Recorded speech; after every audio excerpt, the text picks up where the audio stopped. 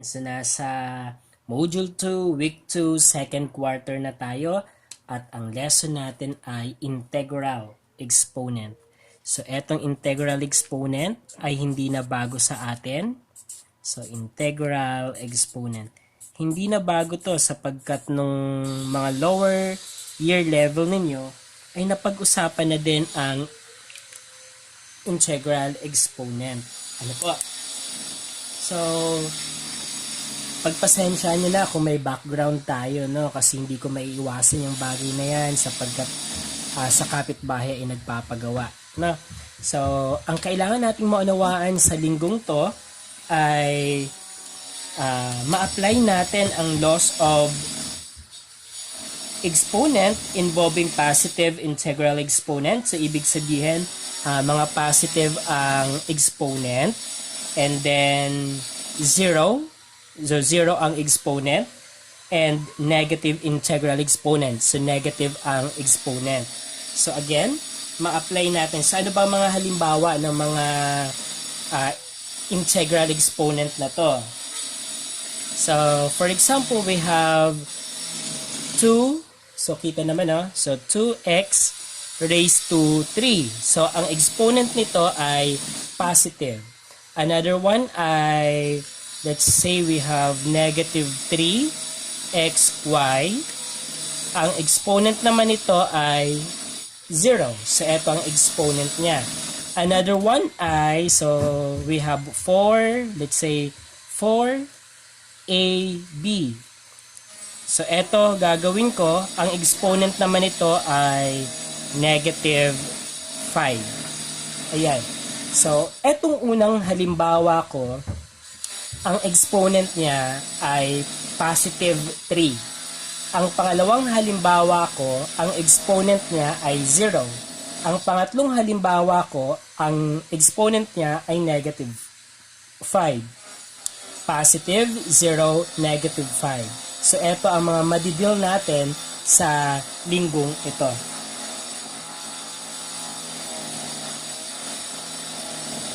Okay. So, definition muna tayo ng exponent. Alam ko na hindi na bago ang exponent sa inyo. So, pag sinabi nating exponent, it is a number. Okay. It says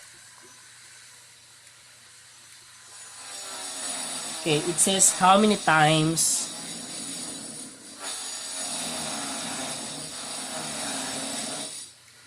to use that number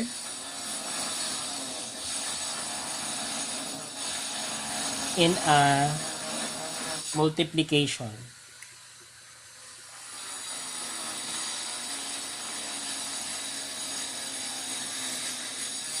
Okay.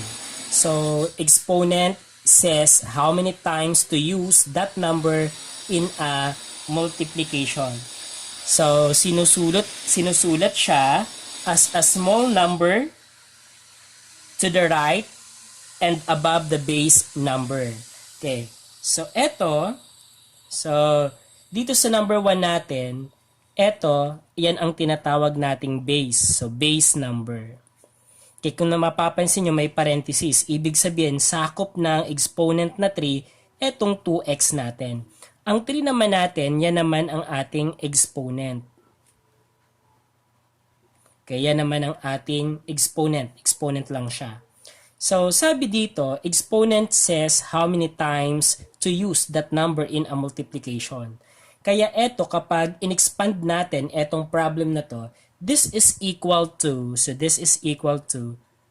2x times 2x times 2x. So, ganyan siya. So, 2x times 2x times 2x. Tatlong beses minultiply sa kanyang sarili. So, 2x times 2x times 2x because of the exponent. So, exponent says how many times to use that number in a multiplication. So, take note na hindi siya multiply So, 2x times 3, hindi ganon. Maling konsepto yon.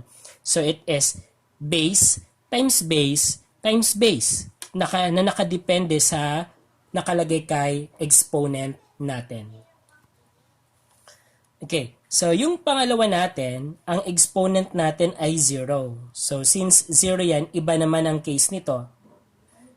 Ang sumunod naman natin ay negative exponent. Iba rin naman ang case nito. Though, ito ay under exponent pa rin. Okay? Naunawaan? So ano nga ang tawag dito? So ito ang tawag dito ay base. So dito sa 0 na nasa upper right side ng ating base, ang tawag dyan ay exponent. Okay, another one. Sa pangatlong example natin, ang base natin ay ang 4 times A times B. That's 4AB or 4 times A times B. Ano po? So this is our base. And then, ang negative 5 naman, yan ang ating exponent. Okay, so magbigay tayo ng iba pang halimbawa, no? So, for example, we have 2 cubed. We have 3 squared. We have 1 raised to 100. We have 4 to the 4 to the 4th power. Okay, so ito pag binasa natin 2 cubed or 2 to the 3rd power. Ito ay 3 squared or 3 to the 2nd power. 1 raised to 100. 4 raised to the 4th power. Okay. Ang 2, ang 3, ang 1, ang at 4, yan ang tinatawag nating base. Ang 3, ang 2, ang 100, ang 4 na nasa upper right side ng base natin, siya naman ang exponent. Okay, pag in-expand natin to guys, so 2 cube, hindi siya 2 times 3. Ha, hindi, maling-mali yon. So ito ay 2 times 2 times 2. So ito ang batayan natin kung ilang beses siya i-multiply sa kanyang sarili. So 1, 2, 3. And then, multiply mo. So 2 times 2, 4. 4 times 2, 8. So ibig sabihin, ang 2 cube ay equals kay 8. Okay, next, ang 3 squared naman. So this is 3 times 3. So dalawa lang siya kasi ang exponent natin ay dalawa lang. So 3 times 3, 9. So ang sagot dito ay 9. Okay, next, 1 raised to 100. So ibig sabihin dito, okay, 100. So 1 times 1 times 1 times 1 times 1 up to 100. Ayan. So 1, 2, 3, 4, 5, 6, 7, 8, 9, 10, 11, 12, 13, 14, 15, up to 100 tayo. So ano kaya ang result nito? 1 times 1, 1. 1 times 1, 1 pa din. 1 times 1, 1 pa din. Times 1, 1 pa din. Times 1, 1 pa din. So ang sagot ng 1 raised to 100 ay 1 pa din. Okay. Next, ang 4 to the 4th power naman, ibig sabihin yan ay 4 na beses imumultiply sa kanyang sarili ang base na 4. So nagkataon lang dito na ang base saka ang exponent ay pareho. But we need to be careful na. So 4 times 4 times 4 times 4. Okay, 4 times 4, 16. 16 times 4, so eto siya, 6, 6, 12, 24, no? So 24, 2, then 4, 5, 6, 64 na tayo. And then, times 4 ulit. So eto. So 4 times 4, 16. Then 6 times 4, 24, 25. Okay, so ibig sabihin, this is equal to 256. Ayan, so saan nakuha? Okay, so now naman ay i-discuss natin ang laws of exponent. At isa sa mga laws of exponent na meron tayo ay ang multiplication of powers. So dito, we are multiplying, so same bases. Magkaiba lang ang power or pwedeng magkapareho ang power. So dito A raised to m power times A raised to n power is equal to A raised to the sum of the powers m and n. So ibig sabihin, pareho ang base, copy base. Multiplication tayo ha, pero ang power niya, ang mangyayari ay i-add natin. Okay, so dito yan. So ito yan. Pag alam natin itong multiplication of powers, mas mapapadali ang computation natin. Pero kung hindi natin alam, pwede tayong bumalik sa expanding. Ano po? So ito ang mangyayari sa kanya. So ang base ay pareho. So copy the base. And then ang operation ay multiplication. So ang mangyayari, ang gagawin natin kay power or kay exponent ay add.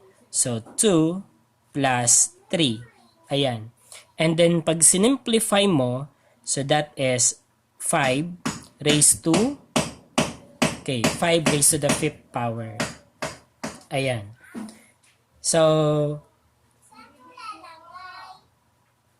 kung titignan natin, pag in-expand natin itong 5 to the 5th power, that is 5 times 5 times 5 times 5 times 5. 1, 2, 3, 4, 5. Ayan. And then, tignan nyo rin ito. For example, ay hindi natin in-apply yun. Ang ginawa natin ay in-expand natin. So, pag in-expand mo ang 5 squared, ay 5 times 5. Ayan. Ita-times mo siya sa 5 cube. So, itong 5 cube ay 3 5. Ayan. So, kung titignan mo, eto saka eto ay pareho lang. So, kaya we have the multiplication of powers. So, pwede na natin gawin yun. Okay. Then, simplify natin. So, eto ang naging sagot natin. Then, simplify natin. So, 5 times 5, 25. So, times 5, kasi eto, pangatlo. So, 5 times 5, 25. 2 times 5, 10. Plus 2, 12. So, we have 125. And then, 125 times 5. Pang-apat na 5 ito.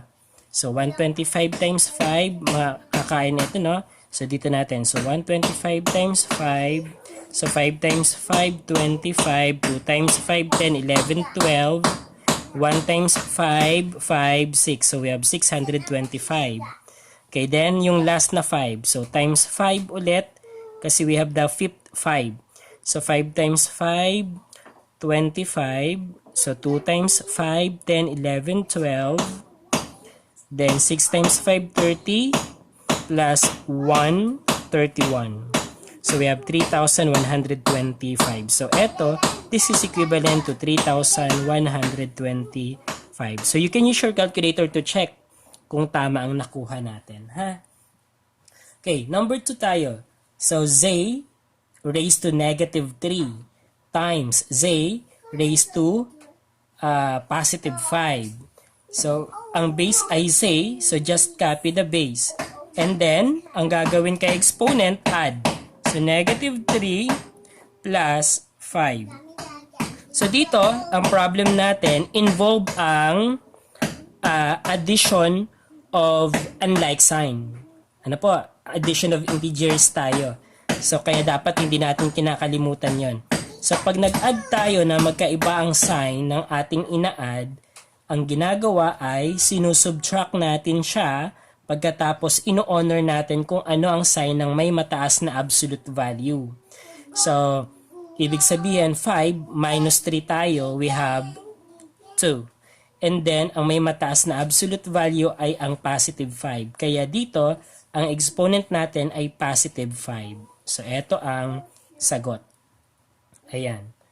So, next. Next tayo, number 3. So, dito naman, ang base, iba-iba ang base, no? Kasi, eto ang exponent na to, ang base lang na cover ng 2 ay R. Eto namang nandito, ang cover lang ng 2 ay S.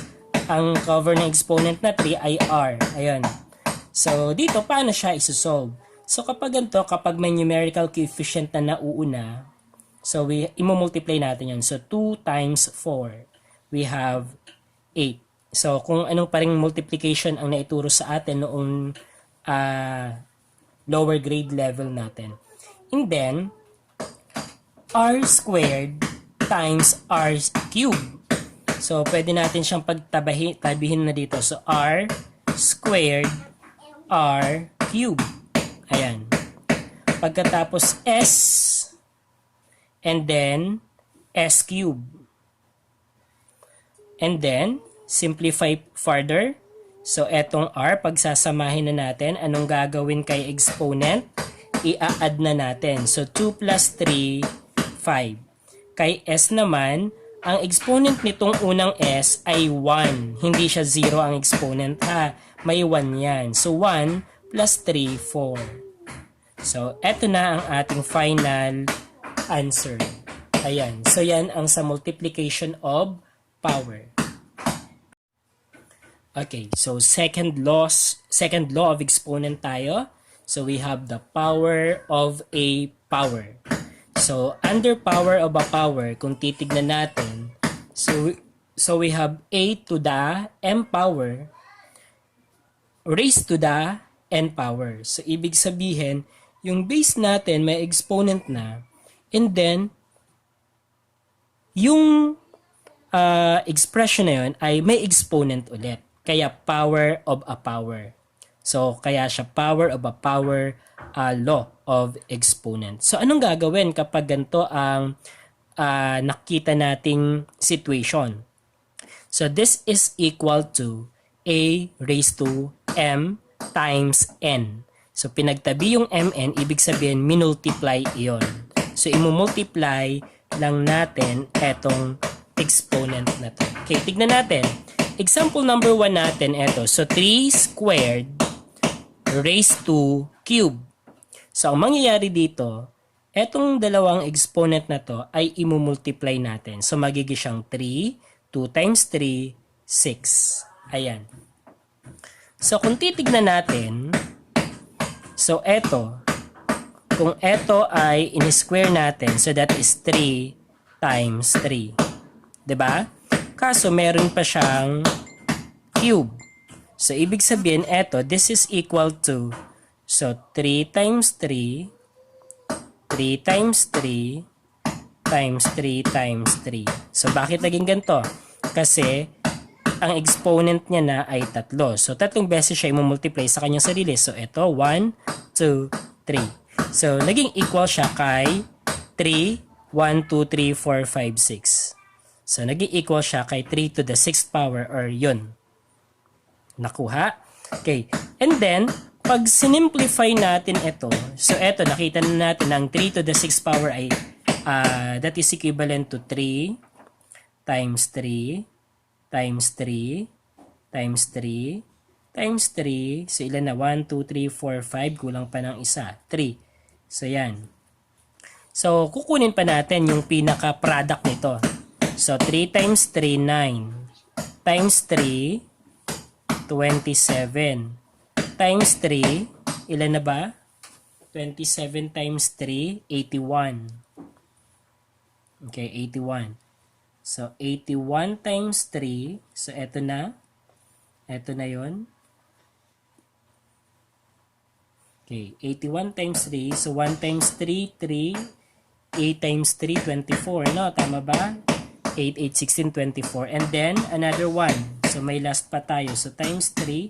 3 times 3, 9. 4 times 3, 12. 2 times 3, 6 plus 1, 7. So, we have 729. So, ang pinaka-final answer nito ay 729. Ayan. So, naunawaan? So, yung 3 squared to the third power ay equal siya kay 3 to the 6. So, minultiply lang yung power sa power. Then, yung 3 to the 6, pag that is equivalent to 3 times 3 times 3 times 3 times 3 times 3. Pag minultiply natin or kinuha natin yung product noon, that is 729. So, you can try that one using your calculator. Okay, another example tayo. Ito naman ay may mga variable. So, we have a cube, b, c squared, raised to, the quantity raised to the second power. Okay, so anong mangyayari nito? So, etong 2, imumultiply dito kay 3. So, magiging siyang ilalagay ko dito. So, A, 3 times 2. So, magiging ganyan siya. And then, yung B naman, ang exponent na yung B ay 1. May 1 yan. Pag walang nakasulat na exponent, 1 yan, hindi 0. So, 1 times 2 naman siya. So, 1 times 2. So, nakikita ba? Masyado maliit. Okay, kay C naman, 2 times 2. So, eto naman kay C. So, 2 times 2. So, 2 times 2. Okay, pag sinimplify natin yan, we have A, 3 times 2, 6. Ang B naman, 1 times 2, 2. Kay C naman, 2 times 2, 4. So, eto na ang simplified answer niya. Ayan. So, tignan natin kung bakit naging ganyan. So, kung titignan natin, eto, tatlong A. So, 1, 2, 3. Kay B naman, isa lang. Kay C naman, dalawa. Kaso, eto, meron siyang naka-squared siya. So, ibig sabihin, yan ay equal kay A, B, C, C. So, isa, then isa pa. Okay, isa, dalawa. So, eto na ay katumbas nito. So, yung squared, eto na yan. So, 1, 2. Okay, pag pinagsama-sama natin to, so we will have 1, 2, 3, 4, 5, 6. 1, 2, 3, 4, 5, 6. Ang B naman ay dalawa. Ang C naman ay 4. Okay. And then, pag yan expanded, no? So, we can write that one in exponential. 1, 2, 3, 4, 5, 6. So, A to the 6th. B, 1, 2. B squared. 1, 2, 3, 4. C to the 4th. So, kung titignan mo, same siya doon. Ayan. So, pwede kang mag-expand. So, pwede naman na direkta mo nang i-apply yung power of a power rule. Law of Exponent tayo. Division of powers. So, division of powers, ibig sabihin, ang operation ay division at nagdi-divide tayo ng same base, pero ang powers ay pwedeng magkaiba, pwedeng magkapareho. So, that is division of powers. So, dito, ito ang konsepto.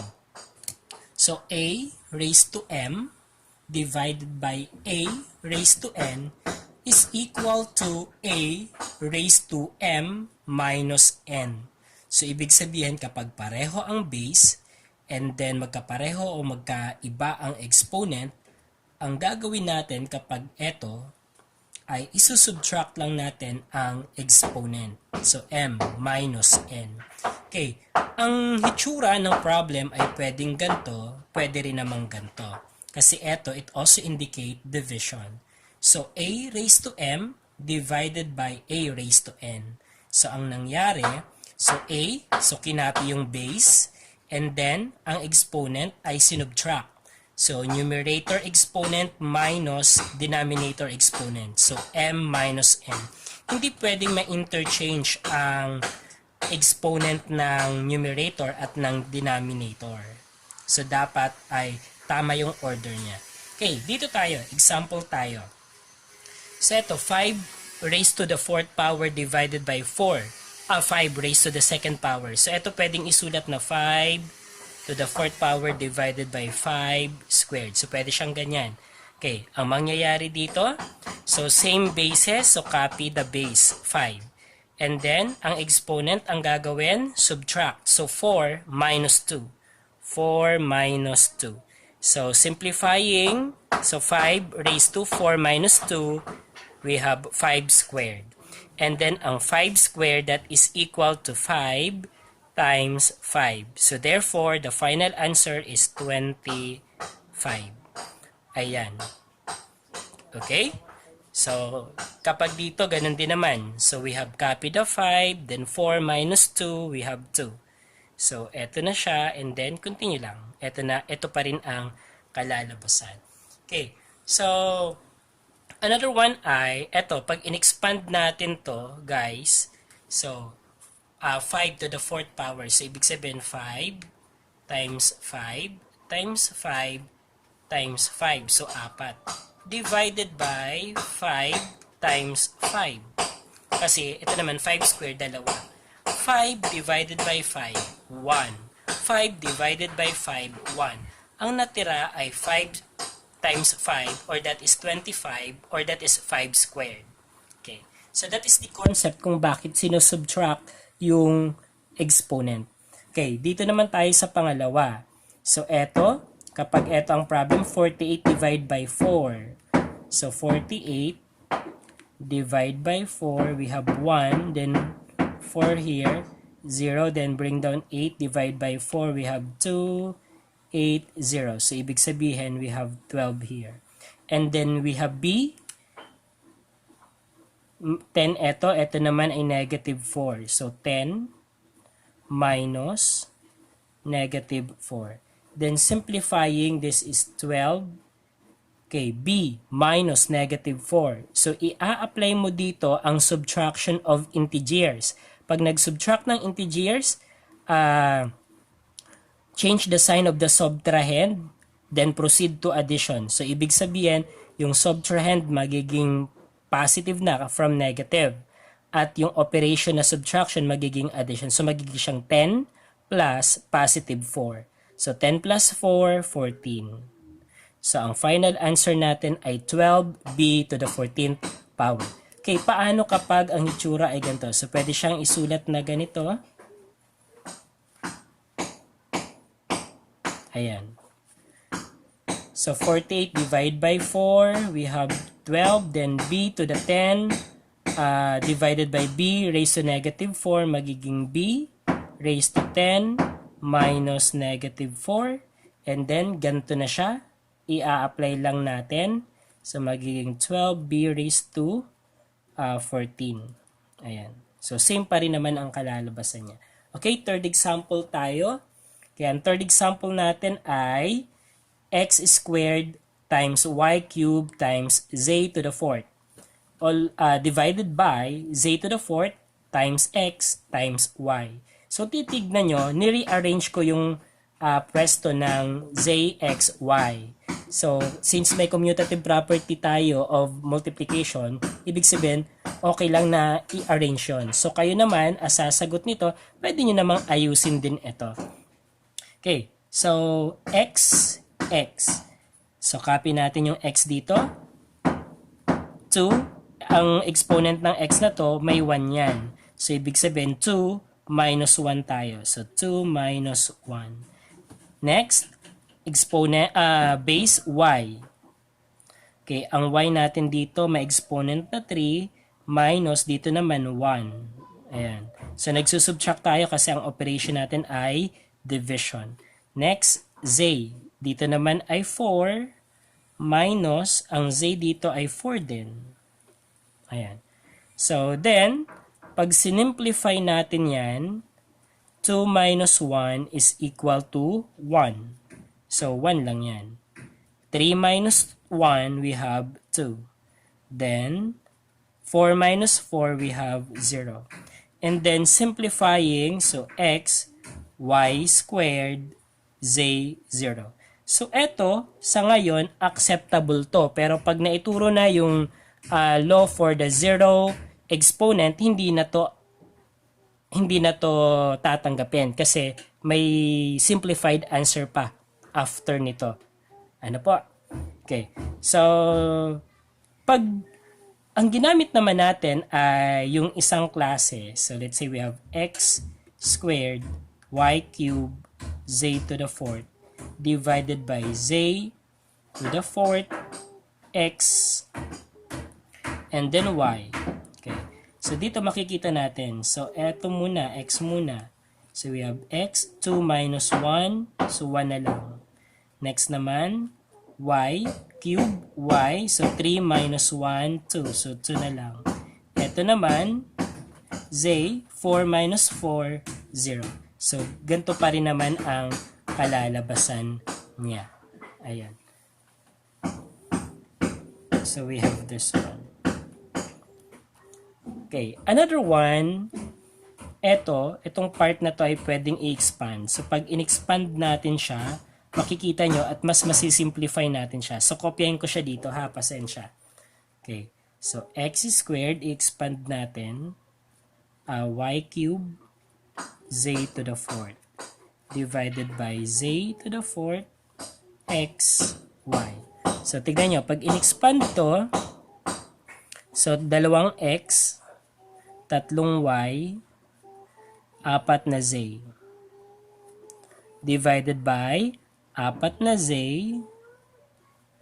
isang x, isang y. So, eto, x divided by x, 1. Y divided by y, 1. Z divided by z, 1. Z divided by z, 1. Z divided by z, 1. Z divided by z, 1. Anong natira? Ang natira ay x and then y squared. So, yun na lang ang natira. So, eto na dapat ang pinaka-final answer natin. Pero dito sa answer natin, sabi ko sa inyo, tinanggap natin z to the 0. Yung z to the 0 power kasi, that is equal to 1. Kasi dito, napansin nyo, maka-cancel out kasi it is equal to 1 ang z to the 0 power natin. Okay? Okay, so next, number 4, law of exponent tayo. We have the zero exponent. Okay, so zero exponent tayo. Okay, so sa zero exponent natin, galing siya dito sa division of powers. So A, let's say na magkapareho ang exponent nung same basis natin. So A to the m power divided by A to the m power. So it will result to, kapag in-apply sa division of power ay A raised to m minus m. So m minus m, that is equal to 0. Kaya this will result to a to the 0th power. So galing lang siya kay division of power. So halimbawa, ito yung kaninang ginawa natin. Z to the 4th power divided by Z to the 4th power. 4, so since same naman ang base, so we will subtract the exponent. 4 minus 4 is equal to 0. So z to the 0th power is and then we have z raised to the 0 power. No, 0 power tayo. Pag inano mo ito, pag sinimplify mo siya, in-expand natin siya, magiging siyang z times z times z times z. Kasi 4 na z siya. No? So, z to the 4th power siya. So, ganun din sa baba. Z times z times z times z. Then, z divided by z is equal to 1. Another z divided by z is equal to 1. Another z divided by z is equal to 1. Another z divided by z is equal to 1. 1 times 1, 1 times 1, 1 times 1, 1. So, the result is equal to 1. So, therefore, z raised to 0 natin, or any number, any group raised to 0 is equal to 1. So, eto ngayon ay equal kay 1. So, kapag ang exponent ay 0, ang sagot natin ay 1.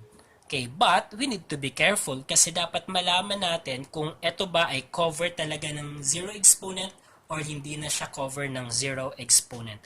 So, let us furtherly discuss. So, eto, tignan nyo to. We have negative 3 to the 0 power. Kung titignan natin, may open and close parenthesis. Nakapalob sa parenthesis yung negative 3, then raised to the 0 power tayo. So, therefore, this is equal to 1 immediately.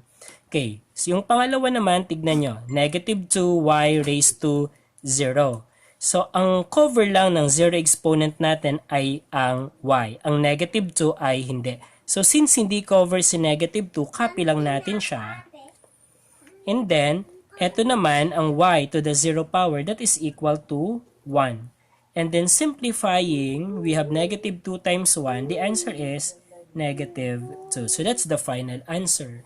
Okay, next tayo. Number 3 example.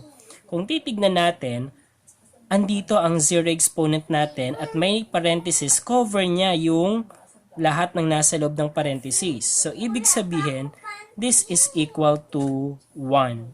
Okay, ang number for example naman natin ay 8b to the 0 power. walang parenthesis. So, ibig sabihin, ang cover lang, ang sakop lang ng zero exponent natin ay ang bilang. Hindi niya cover ang 8.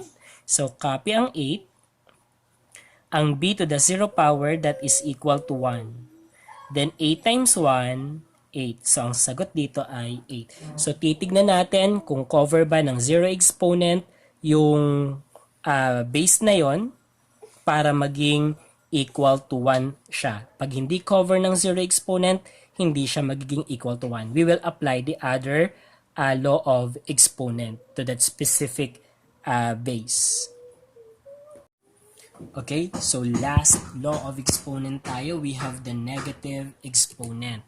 Ang negative exponent natin ay galing siya kay division of powers. So, bago natin i-discuss itong part na to, tignan muna natin itong division of powers natin. So, a to the 5th power divided by a to the 7th power. Kung titignan natin, applying the division of powers, isusubtract natin ang exponent. So, we have 5 minus 7. 5 minus 7, that will result to negative 2. So, kung titignan natin, a raised to negative 2, it is a negative exponent. Okay, then tignan natin ang isang isang pamamaraan pa. I-expand ko ngayon etong original problem natin sa division of powers. So, a to the 5th, that is a times a times a times a times a. So, 5 a.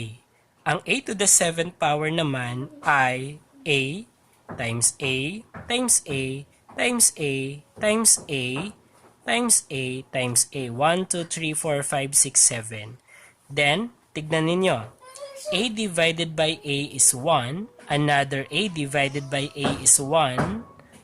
Another a divided by a is 1. Another a divided by a is 1.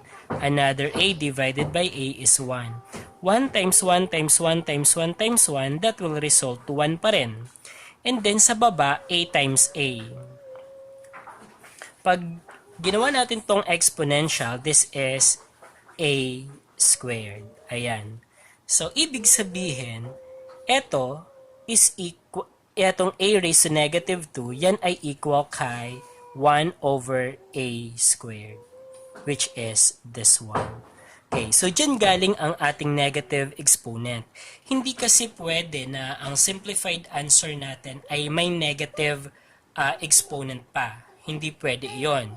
So, dapat ay naka-positive exponent ang ating simplified answer kapag ganyan ang problem.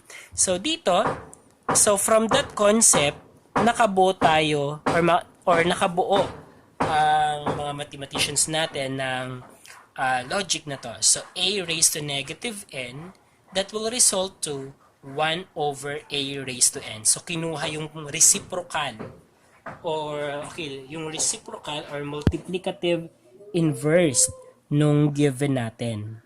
Ayan. So, ang ginawa lang, so, since a raised to negative n, binaba iyon para maging positive. So, naging a raised to positive n na siya. So, makukonsider natin siya na nasa baba na kapag naglagay tayo ng 1 sa numerator. So, 1 over a raised to n is the answer. So, that is a reciprocal of the given. Okay, so try natin etong mga halimbawa na nandito. So, x raised to negative 3, what will be your answer? So, ang sagot ay 1 over x cube. So, naging positive na yung exponent na 3 pero naging denominator na yung x cube natin. Okay, etong pangalawa naman natin. So, here we have 1 over negative 2 raised to positive 3 or negative 2 cube. Okay, kung titignan mo dito, ang take note na ito ay applicable lang sa exponent. Ito lang ang exponent natin. So, etong negative 2 na to, base yan. So, hindi magbabago ng sign ang base. As is pa rin yung base. So, negative 2 pa rin. ang nagbago lang ng sign ay yung exponent natin. So, naging positive na yung exponent natin. So, we now have this one. And then, pag sinimplify pa yan, so this is equivalent to negative 2 times negative 2 times negative 2 since we have 3 exponent here sa denominator. And then, pag sinimplify pa, so negative 2 times negative 2 is positive 4 times negative 2. So, ito. We have negative 8. So, we have 1 over negative 8 as the final answer. So, okay lang na negative yung base. Ano po? So, wag lang yung mga exponent natin. Okay, next tayo. So, eto naman. So, we could have here 1 over 2 fifth raised to the second power. Okay. And then, okay, and then, so we will simplify that 1 over, so magiging siyang 2 fifth times 2 fifth. Okay, and then 1 over, so pag fraction, numerator times numerator, denominator times denominator. So 2 times 2, 4, 5 times 5, 25. And then, eto, this is a composite fraction.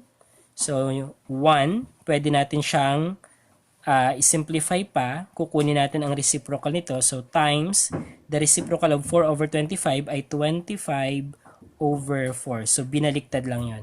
So, 1 times, and then, ito naman ay 1 over 1 yan. So, 1 times 25, 25, and then 1 times 4, 4. So, the final answer is 25 over 4. Kung pwede pang i-reduce yan, pwedeng reduced form tayo. Okay, next.